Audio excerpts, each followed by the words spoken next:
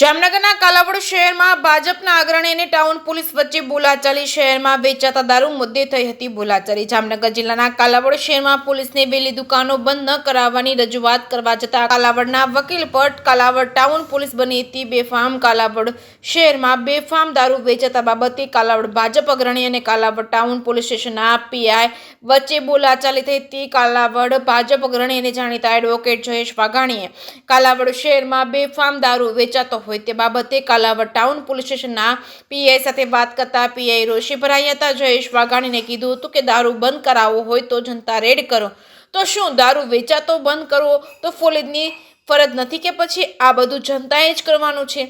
Social મીડિયામાં આ video viral થતા ચકચાર મચી જવા પામી હતી। રાજ્યના ગૃહમંત્રી હર્ષ સંઘવીએ વેપારીઓને મોડી રાત સુધી ધંધા રોજગાર ચાલુ રાખવાનું કહે છે, તો બીજી તરફ કાલાવડ ટાઉન પોલીસના પીઆઈ સહિતનો સ્ટાફની દાદાગીરીથી બંધ કરાવવા નીકળેલ છે। શું કાલાવડના પીઆઈ રાજ્યના ગૃહમંત્રીના નિવેદનને અવગણના કરે છે? શું સરકાર અને ગૃહમંત્રીની પોલીસ પરથી પકડ છૂટી ગઈ છે? સરકારના નિયમનો અમલ નથી કરતા અને લાજવાને બદલે ગાજે છે। જે કે ગુજરાતી સાથે હર્ષ ખંત્રીયા, જામનગર।